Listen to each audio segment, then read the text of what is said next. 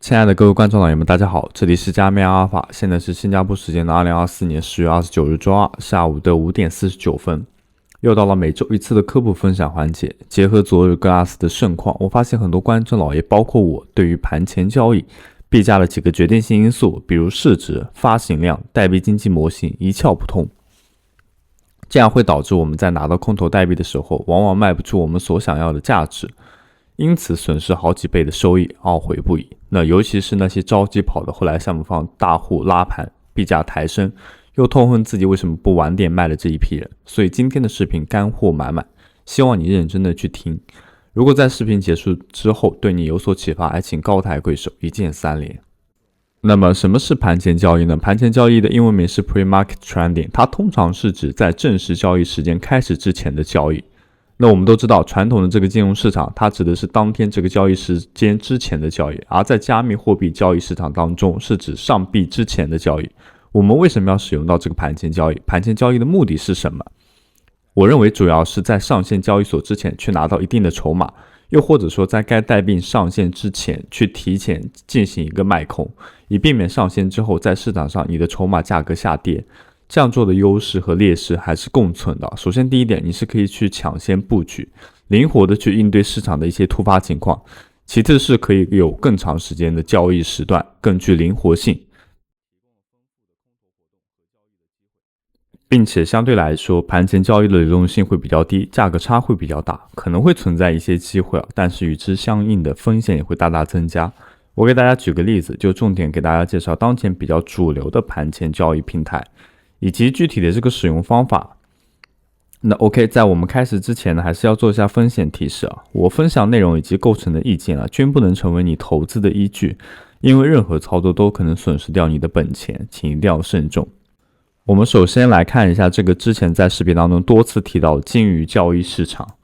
那么该交易市场也是目前盘前交易做的最大最好的一个市场。我们进入该市场之后，在左手边会有几个如下的板块，那我们相对应的转接到一个 Pre-Market， 那意思就是盘前交易的一个平台。那你会惊讶的发现，为什么 Glass 还会存在在这里？因为它的一个 cut down 就是终止时间的话还没有到。我们点击相对应的 Glass 板块当中的话，这个是买，然后这是卖。你会发现此前有一些用户的话，在盘前的时候也有一个交割的价格定在了这里。我们到时候会教一下大家如何创建属于自己的，比如说你有一些空投代币，你想要在鲸鱼市场上进行售卖，那这里价格的话，它现在定得很离谱。你现在去看的话，你会觉得很离谱，但是在当前的话，就是在之前盘前交易的时候，大部分的话都是在 EU 以上，这个是还是有保障的。那这边的话是售卖的话是地板价，这边的话有取决于你要挂多少，然后去卖出，然后相对应的话，你可以收取到 SOL， 也有可能会是 USDC 或者是 USDT 等。那我们快速过一下这个市场的交易底层逻辑啊。我们这边点击一下购买，购买的话，它的最大限度是只有38个，然后同时它要花费到 51.3 的 USDC。那这里是因为我账户余额不足，所以它这里是没有办法进行点亮。那一旦你这个订单给锁住了，然后就比如说你 51.3 是 USDC， 你不是要去买它嘛？你用的是它的这个他给到的这个代币，然后这个不是被锁住了，锁住之后呢，实际上锁的会是在鲸鱼市场的这一个交易平台当中啊，并不是直接给对方了。然后直到后续 Glass 这个代币上线就完成交割。那交割什么意思呢？交割就是把代币上线交易所之后，对方会相对应的把这个代币的数量，也就是38个发送到你的钱包当中。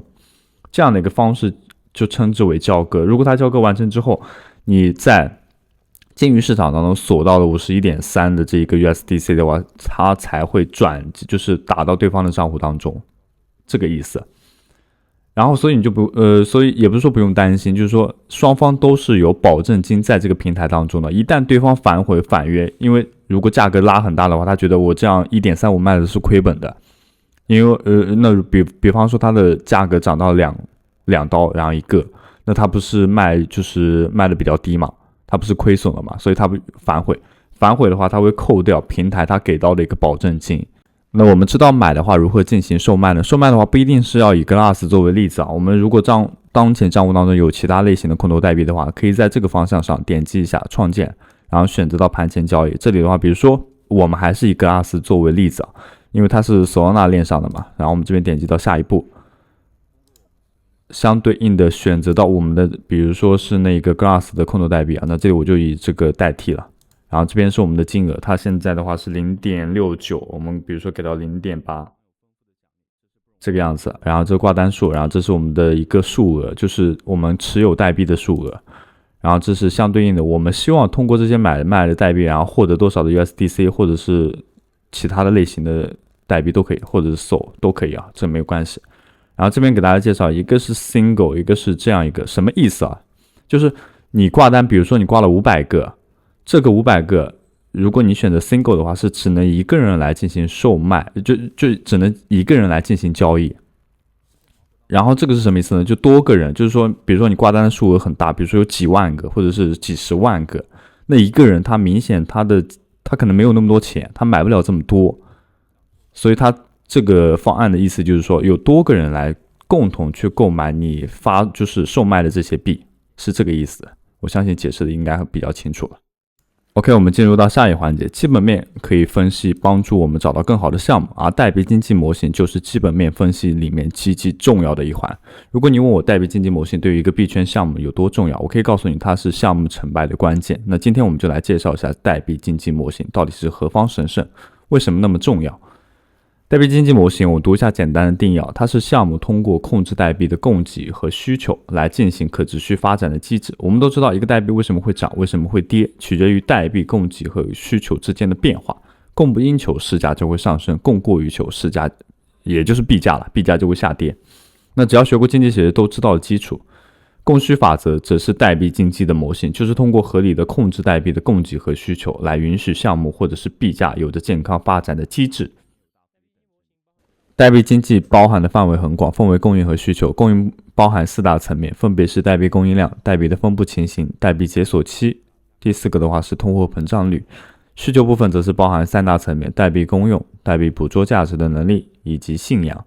那让我们先从供应部分着手。简单来讲，我们希望在了解供应部分之后，可以回答一个问题，就是单考虑一个代币的供应情形，这个代币会在未来升值还是贬值？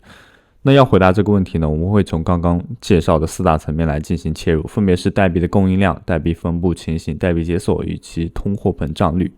我们一个个来讲，首先是代币的一个供应量，我们想要了解这个代币现在在市场上的流通量。我们这边会以比特币作为例子，那从 CoinMarketCap 当中可以看到，目前比特币在市场上的流通量是1977枚，然后最大的供应量的话，实际上在这里有所体现，是2100万枚 BTC， 那么万万就是没有了。这个市值的大小值啊，我们是可以通过比特币目前的价钱乘以上市流通量得到的。它现在的话，价格转换成为相对应的每刀的话，是在7万1左右，涨幅还是比较大的啊。相信最近的话，大家也有看到。那我们相比较而言的话，再去选择另外一个币，然后作为一个比较。因为我个人比较疼爱 Solana， 所以我会以它来作为一个类比。那我们都可以看到它的总供应量是在58739万枚 Sol， 那么最大供应量很显然大家都可以看到无限大。我希望在这个事情上，就是我们能理解2件事情啊。那么第一件事情是我们不能单只看到一个代币的价钱来决定它是便宜还是贵。我们都知道 Solana 的话，一颗的话应该是在$150左右，那么比特币的话是在7万1。以这个价钱来说的话，比比特币便宜了至少是几百倍。但是因为Solana这个币发行量众多，你会看到它的最大供应量是无限大，所以它的市值的话，相较于其他山寨币没有差距比特币来的那么明显。所以市值才是我们在分析这个项目时注意的东西，而不是只看币价。做投资决定的第2件事情，如果你很想要投资这个代币，有很高的一个最大发行量，比如说总共会发行1000万颗，那么现在只有100万颗的发行，那么你就不可避免的要在未来面临代价，就这个代币的价值会被稀释的风险。那关于这点的话，我们会在那个通货膨胀率当中做一个更深入的解析。那代币的分布情形，我们先了解这个代币有多少人持有，有没有鲸鱼，也就是持有一大部分代币的人。如果你买入这个项目，代币大多数被少数巨鲸持有着，那这个巨鲸很有可能会大量的抛售来控制市场，吸引韭菜，破坏项目的未来发展。所以一个好的分布计划应该是要把代币分配给更多的人，也就是说持有者非常多，数量较为平均。今天这支影片所有出现的查询网址，我们都会放置在视频的简介处当中，方便大家的使用。另外，我要说明的一点是，我们今天还是仍然以 BTC 作为这样一个例子。那我们目前在的板块页面是 CoinCarper 这一个网址，点开 BTC 的详情之后呢，我们转接到 Rich List， 它这里是可以查询到 BTC 当前持有者的这样一个大概信息吧。然后我要说明一点啊，它在这里啊有部分啦，你看到这边前排的，它可能不是个人了，它有可能是交易所啊。它这里有说明币安，然后后文的话还有一个币安，那有可能是 OKX， 也有可能是其他类型的交易所持有的这一个 BTC 啊，所以它不一定是个人。接下来我们要聊的是代币解锁期。我们都知道，通常早期投资者或者是创投的基金可以用较为优惠的价格买到项目方的代币，但是为了防止他们在短时间内进行大规模的抛售变现，项目方会规定代币的解锁期，通常是规定一段时间只能出售一定数量的代币。所以要了解这个代币解锁期呢，是因为早期投资者或者是团队人员在代币被解锁的时候，通常可以看到大量的卖压导致币价的下跌。那如果没有解锁期这样的一个规定，又或者是解锁期的设定非常不合理呢，都有可能直接造成币价持续性的下跌。通常我们会称之为就是死亡螺旋。当然有很多就是比较聪明的投资者，他会反过来利用代币的解锁期来预测币价的下跌，来进行相关的操作。最后我们来介绍一下通胀率。那关于这点的话，大家应该都不陌生，现实当中我们有遇到过。但是在加密货币里面呢，指的是代币蒸发带来的价值下跌，或者是代币烧毁造成的价格上升。正的通胀率的话会造成通货膨胀，那么通常是蒸发代币带来的结果。那在加密圈子当中其实比较常见了，我们经常可以看到燃烧某个代币，某个怎么样去蒸发，然后带来的一些奖励维护。我们接着进入到供应部分，首先来讲讲代币功用，这指的是代币能够带来什么。通常最主要的用途就是能够为你产生收益，或者是使用到某种服务。举个简单的例子，拥有以太币，你可以考虑把它质押在以太坊区块链上赚取利息，又或者是可以使用以太坊作为交易的手续费来使用区块链上面的各种协议。NFT 实际上是一个很好的例子。那如果你想要在 OpenSea 上进行到买卖以太坊的 NFT， 那就需要以太币才可以做到。这是有关于代币共用的资讯。项目的白皮书上通常可以找到持有代币的用处，不过依照代币所在的赛道不同，衡量的标准其实也不太会一样。例如以公链赛道来说，我们很可能就是需要衡量公链上的一些去中心化协议数量，总储藏量 TVL， 又或者是其他一些开发者在链上做的协议开发，来衡量这样一个共用层面。那其实我们来看看需求部分第二个的层面，代币捕捉价值的能力。这个层面其实比较有意思，主要指的是代币能够不断完整的捕捉项目所带来的价值，这也是了解项目成功和币价之间的关系。最后我们来聊一聊信仰这一个层面，通常指的是持有者对于这个代币的信心程度，到底有多少代币的钻石手正在持有等等。大家千万不要小看信仰这一个层面。我们可以举个例子来说，比特币无法进行质押在区块链上为你产生收益，但是有人愿意去相信它是未来的数字黄金，而选择到持有，这是对于比特币的信仰。正是因为这些信仰会给比特币带来相对的价值。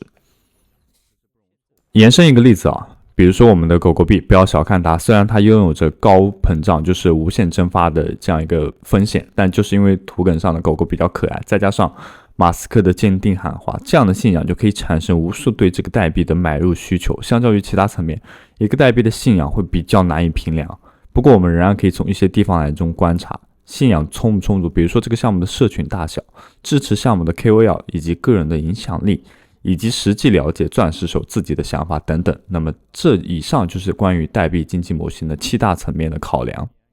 那么在这支影片的最后呢，我们是因为 Glass 来起，那么最终的结尾也需要 Glass 来收。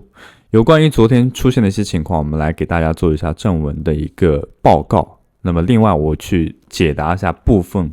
观众老爷内心的疑惑。首先 Glass 申领导致了这样一个换你钱包的宕机，昨天的话我们已经经历过了，无论你是用多高的价格都是没有办法拿到那个空投奖励的。